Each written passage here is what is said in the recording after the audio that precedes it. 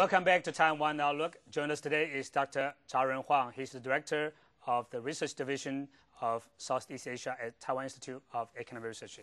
Dr. Huang, we've been talking about the expansion and the growing influence of ASEAN.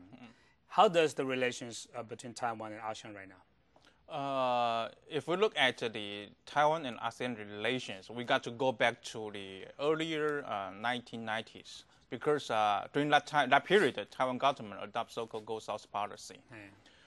Go South policy means, the Taiwanese investors, they invest in ASEAN countries to do business, and take that occasion, that period, the Taiwanese, take advantage of the laborers, resources, local resources, and to do the manufacturing jobs, and then to export the products to the global market, and then to generate revenue from the global market.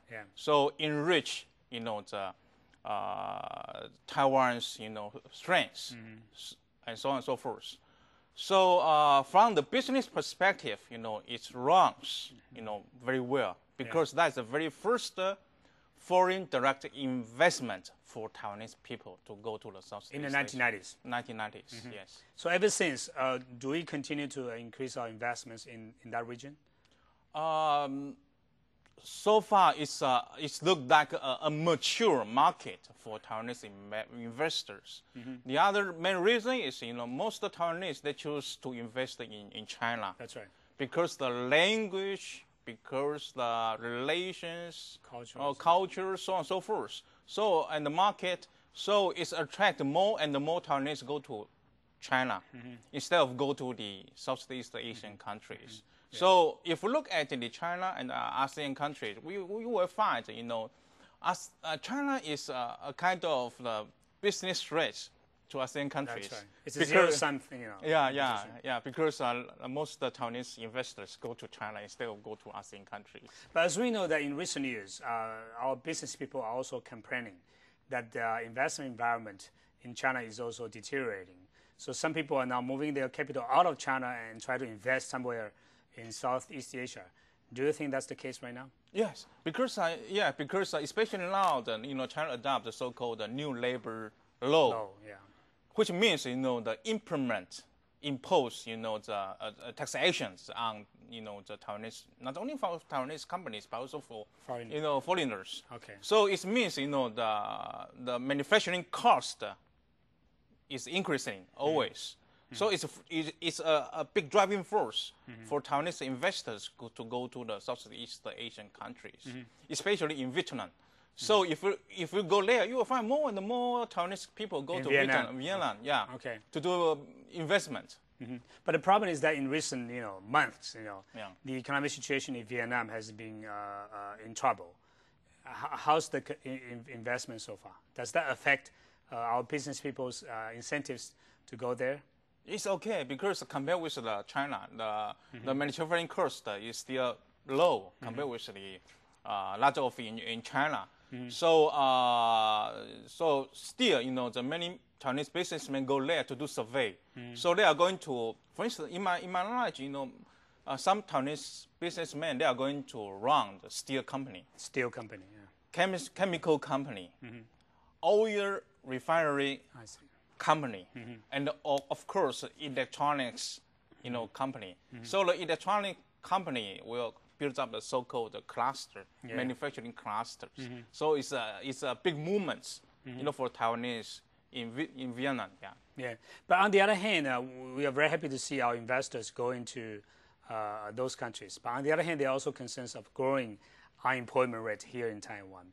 Do you think it's a zero-sum thing between our investors going to other countries and the jobs here in Taiwan?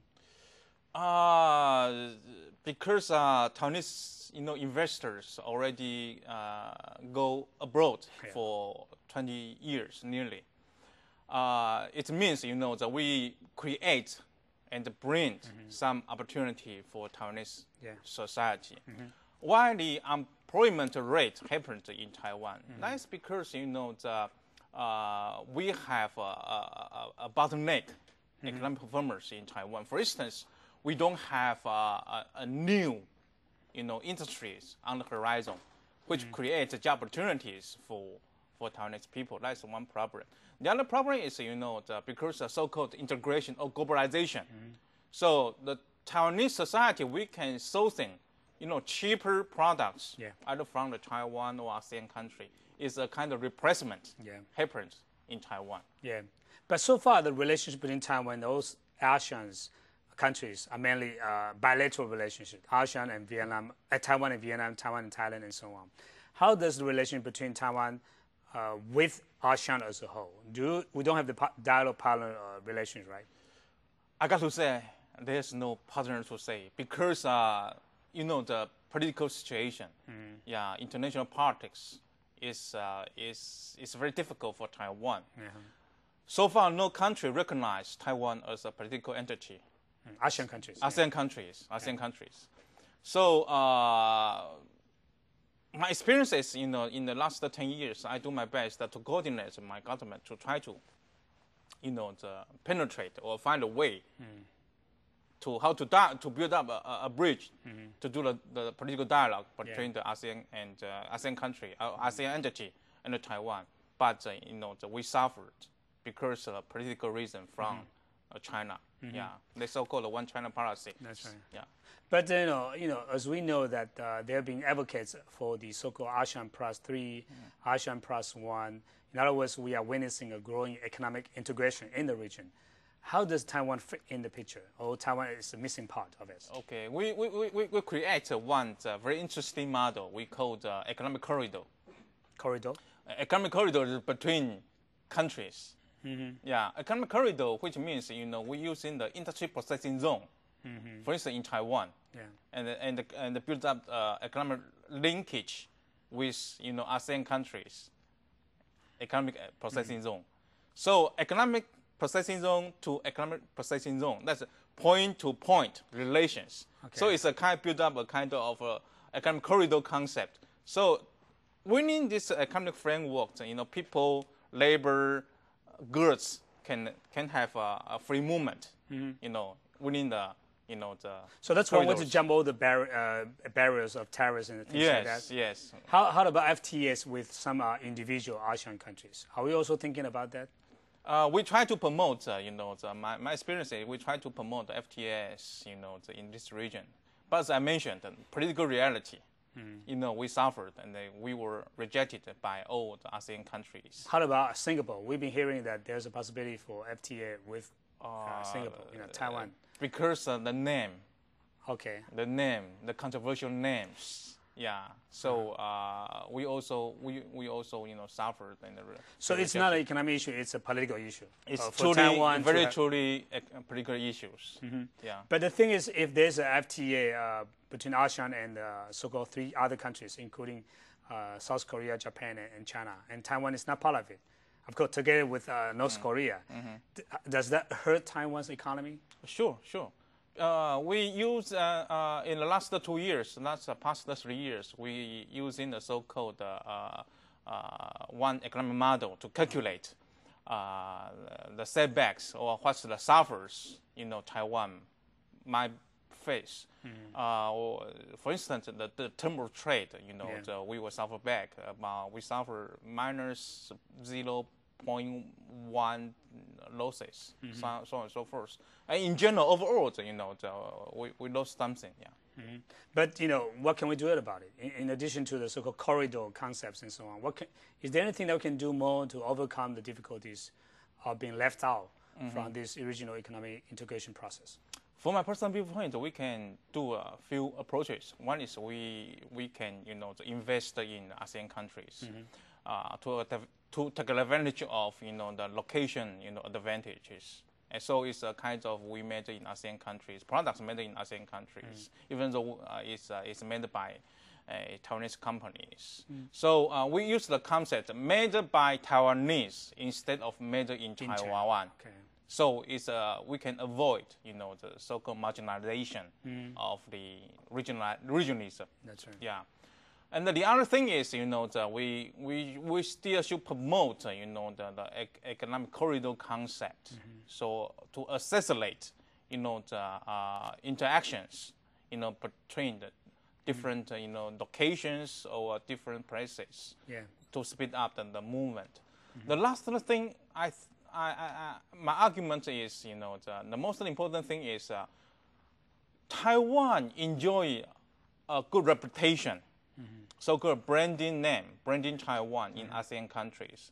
Most of the ASEAN countries, the people there, they believe Taiwan's products is good, which means we are take a lead in technology, in products, and so on and so forth. So in Taiwan, we got to still, to continue our creation, innovation, and pipe up our strengths.